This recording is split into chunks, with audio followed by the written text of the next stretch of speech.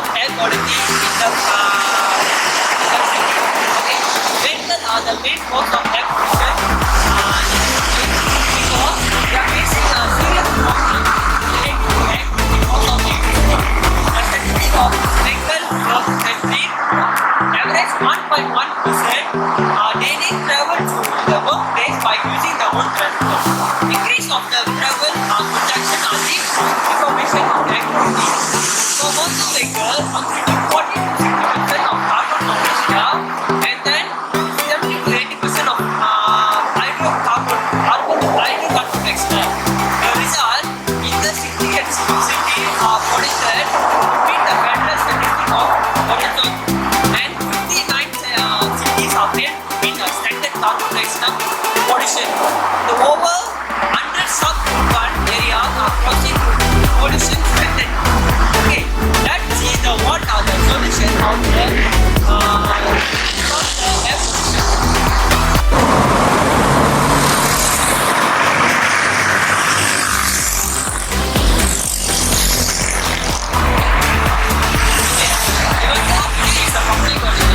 Let's see the number of vehicles never decrease in the urban city. The main cause of air pollution. Okay, for decrease the number of vehicles, we need to increase the public transportation. For that, we do the land of transport SOE land that is high occupation vehicles that can use by the bus by free hours. Okay, as an engineer, how we do the land to every of the cities and solve the problems of air pollution. Okay, as an engineer, we need to help aesthetically convert by the design of high occupancy vehicle. That means HOV land for the public transportation, especially for bus. The action of reducing a single occupant motor land represent a meaningful approach for the addressing regulation converse of the air quality. If the average of number of the person per vehicle is increased by getting more people to ride a bus, as a minimum the rate of increase the vehicle mileage for the travel and air pollution can be reduced. Allow the bus to operate more predicted speed in the HO land, the increase of productivity and reduce the cost operating. By using the HOE land, the case of bus accident also decline. The lead of high occupancy vehicle system concept as intent of which is give a priority for transportation system to those individuals for who will be shared a ride.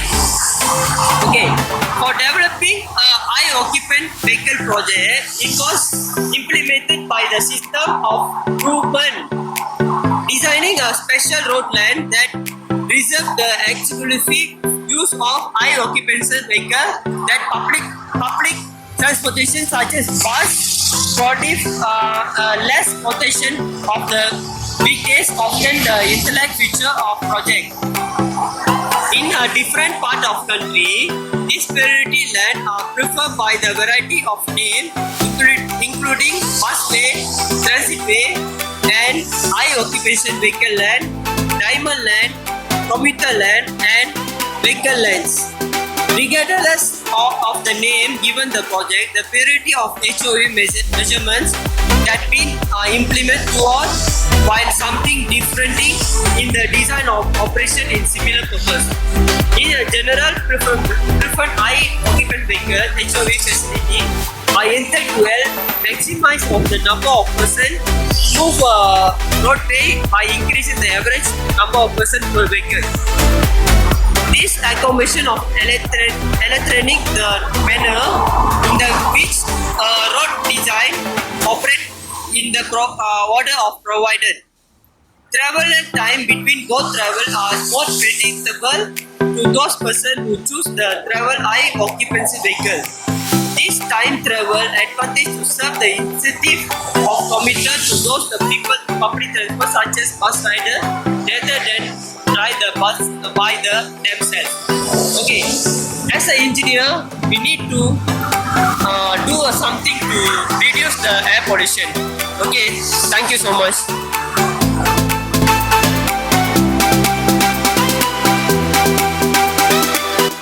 Contraflow lane is a lane in which traffic flows in the opposite direction of the surrounding lanes. Contraflow lane is applied when there is an imbalance in directional distribution of traffic during peak hours. This means traffic on one direction is extremely high, while the traffic on the opposite direction is very low.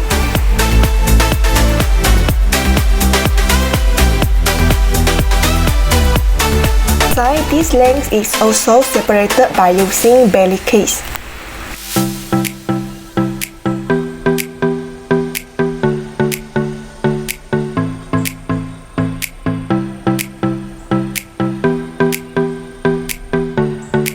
The traffic engineer can establish this contraflow lane in order to control the congested condition of traffic. As a result, it might reduce the vehicle emission level and control the air pollution level as well.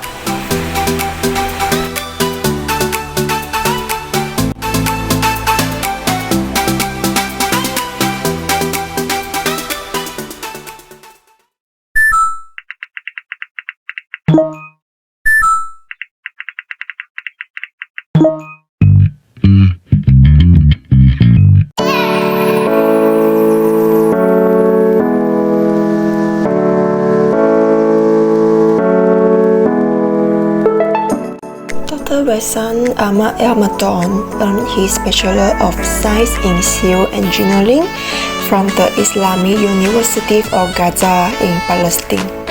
He was a postdoctoral fellow at the Malaysia-Japan International Institute of Technology in University Technology Malaysia, as well as he was also an assistant professor of environmental engineering at the Islamic University of Gaza in Palestine previously.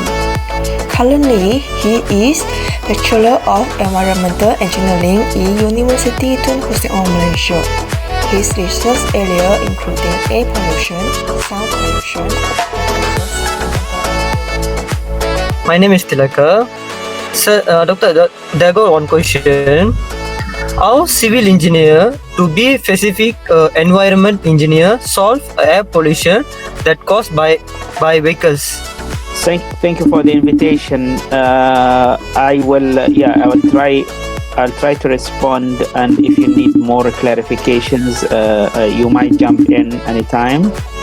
Okay, so I think I understand the point that you are trying to clarify here about the role of civil engineer in the environmental aspect of traffic in terms of controlling the traffic emissions, right? Yeah, Doctor. Okay. So basically, when we talk about traffic emissions, so we talk about traffic engineering, we talk about the aspects of civil engineering in terms of traffic and in terms of environment. So you know that the environmental aspects, the traffic aspects, is one of the core issues, the core fields of civil engineering, where maybe some of the people, they think about structure as one of the core perspective of civil engineering, but we have, plus the structure, we have geotech, we have traffic, we have environment, we have water resources. So all these aspects are core issues in civil engineering. So now you want to focus more on the traffic, right? And this is, so it's a traffic plus environment, because we know globally the traffic emissions, it's one of the greater challenges for the countries. And in Malaysia, it is the main contributor to air pollution because of the huge number of vehicles, and we are talking about more than 23 million cars running on the road in Malaysia, and maybe 23 vehicles, because we are talking about the motor vehicles, and we talk about the motorbikes as well. And this is contributing hugely to the emissions, and definitely that reflects on the health aspect as well, because when we talk about the emission, the first impact, the urgent impact that can be created is the health impacts, where there will be a lot of respiratory problems and also heart disease because of the emission. So, as you studied in civil engineering courses about traffic, maybe people more concerned about traffic planning and management. But one of the crucial aspects of the traffic is the emissions, right? So what is the role of civil engineer in traffic emission control? So when we talk about the traffic emissions, we talk basically more on the management and planning aspects in terms of reducing the volume of the traffic so that we can reduce the emissions. And this is being practiced by many cities, where they are trying to limit the number of vehicles which can access to the city at a certain time, and that will definitely reduce the amount of emissions. Technically, to reduce the emissions from cars, this is mostly related to the engine and the combustion in the engine. And this is related to the industry, the manufacturing of cars, which is in the industry level, right? So once the car on the road, the traffic will create emission. So we have to handle the emission on the road by limiting the number of vehicles which can move on the roads. So to do that, that is vary from one city to another, and even from one country to another. Because, as I mentioned, the main aspect is about traffic management and planning. And when we talk about the environmental concepts and sustainability concepts, many people now talking about sustainable transport, which is mean upgrading the public transport to be more attractive for the people to use the public transport rather than use the private cars. And this is, if you happen to visit South Korea, where they have a very good public transport. They have a lot of lines of subways, LRT, monorail, and these, like in KL, even when you see, you compare KL, for example, with Johor, or you compare KL with Batu Bahar. So KL, it got a lot of buses lines. You talk about monorail, KTM, the LRT, the MRT. So this means that you have more than one mean of transport, which is the private car. Means that in KL, a lot of people prefer to use the public transport because they want to reach their work at time. If they use the private cars, they will stuck in the traffic jam, and they will spend a lot of time, and they might be delayed to reach their work, right? So all these aspects is the core tasks of the civil engineer, from building roads to do the traffic planning, to do the upgrade for the traffic system, right? Maybe when we talk about the traffic system, so you need to involve engineers from, those with electrical engineering background. But when you do the traffic planning based on the traffic volume, this is done by the traffic engineer, which is a branch of the civil engineering, or even some people with a civil engineering background, but more specialized on traffic, so they can do the planning. And again, just to relate that with the emissions, when we do planning, means we want to improve the road capacity. We want to reduce the amount of the traffic on the road, right? Like if you have a road that, have a capacity of 5,000 car per hour, right? So if we reach the capacity, then the movement of the cars will be slowed. And when you slow down the traffic movement, that will create a lot of emissions during the idling time, right? And the best approach is to try to minimize the number of vehicles on the road by improving and promoting the public transport, where, just to give you an example, if you talk about one bus, it accommodates 50 travelers.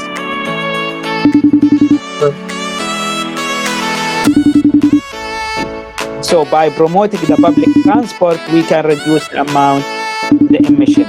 I'm not sure. I tried to give you an idea about the topic and some information about the background. So I believe, I hope this is clarifies some points. But if you have and you still have some questions, you can ask me again. Okay, doctor, it's helped a lot for us. Yeah, welcome. Yeah, but my name is Yong Yukin. So I have another question: that what is the main challenge that civil engineer will always face?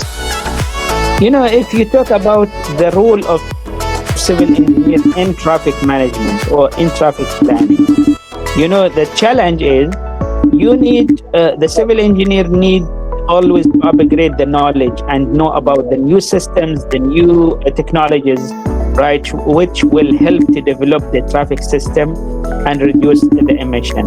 So one of the challenges that civil engineers need to be, all the time up to date in terms of knowledge, in terms of training, and because those new technologies can help a lot to reduce the emissions. But if you rely on the traditional ways of management and planning, that might help, but on a limited scale. So one of the challenges is, to keep updated. The second, lobby for your ideas and try to convince the upper management with your ideas, because definitely when you talk about those approaches, that will cause what more challenges will be how to convince the top management with the, definitely that will cost money. So this will be some of the restraints, but definitely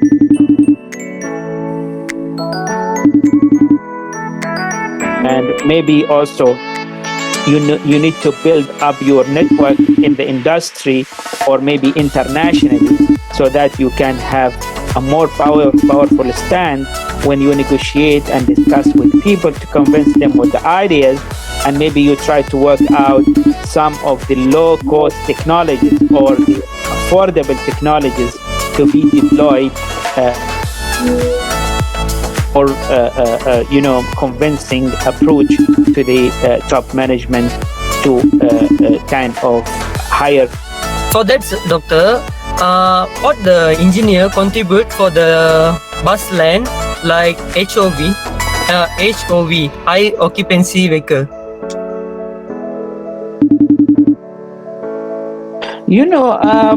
This is depends on the what kind of the city itself, the volume of the traffic, and then the land availability, the technology availability. So there is no a kind of one fixed solution, but it will depend mostly on the scenario at that time in the city. But definitely the idea have to try. The first thing is to try to reduce the volume, right? If you want to really keep the city clean. If you can't do that, right, then we have to look into issues of improving the transport system to allow a more smooth movement, right? So that can include upgrading the lanes, the number of lanes, the width of the lanes, right? But if we talk about the public transport, right? So it is again depending on what kind of public transport we are going to use. Is it we want to use buses, the trains? If we want to use the train, what kind of train? Because if it is inside the city, it's different than if you want to connect the cities together, right? Because then you will have to consider the number of the occupants, the the distance, the speed of the train. So all these aspects need to be considered. So this is basically if you want to have a decision making or a selection that will be also depending on the exact scenario and what is the available options in terms of resources, whether you talk about the technical resources or the financial resources and the land availability option as well. Hi, Doctor. Hi. Except for the civil engineer branches for the traffic, others than traffic engineers and environment engineers, is there other branches that will help to solve the problem of the traffic? Yeah, when we talk about traffic, so you talk about traffic and highway, because you need to plan the traffic, but we need the roads, you need the highways, you need to construct highways, or you need to improve the structure of the highway. So basically you talk about traffic and highway, you talk about sometimes also, and definitely you will need the structure engineer, because you might need to construct a bridge, right? So to construct a bridge, you will need the structure engineer, and you will have to know about the construction material, right? So this is all involved the construction, and you will also need to deal with construction management as well. So it is kind of, and when you talk about constructing a bridge, you need to test the soil, and you need to consider and also include the foundation. So you're talking about gating, right? So it is basically a kind of a comprehensive, definitely when you have a team, you will have kind of a comprehensive team from the various aspects of civil engineering to solve such a challenge. So yeah, I mean, it's not a one-man show where somebody can do all the job, but you need a collaboration between those field of engineering, of civil engineering, to solve these challenges. But if you just focus on traffic and the emissions, then you talk basically on a traffic engineer and environmental engineer, or traffic aspect and environmental aspect. But if you want to go beyond that, then you will need more fields to be involved to solve those challenges. Can I conclude that except from construction industry, civil engineer also has a responsibility towards our society? Yes, so you just to confirm, can I conclude that except of construction and building structure, civil engineer also possesses responsible to our society? Definitely, the main scope of the civil engineering is to serve the community. And even when you talk about the term civil, so it's from civic, and you are referring to the community.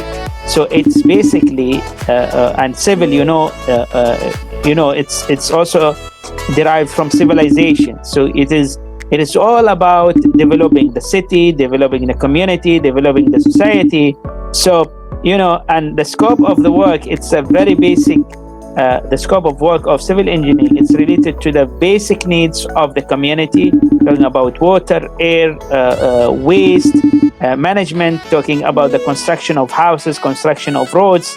So yes, the most responsible and the most kind of related field of engineering to the community it is civil engineering, because the specialty of the or the fields of engineering, the fields of civil engineering, it's all about providing services and setting up structures for the community to utilize and to improve the quality of life of people.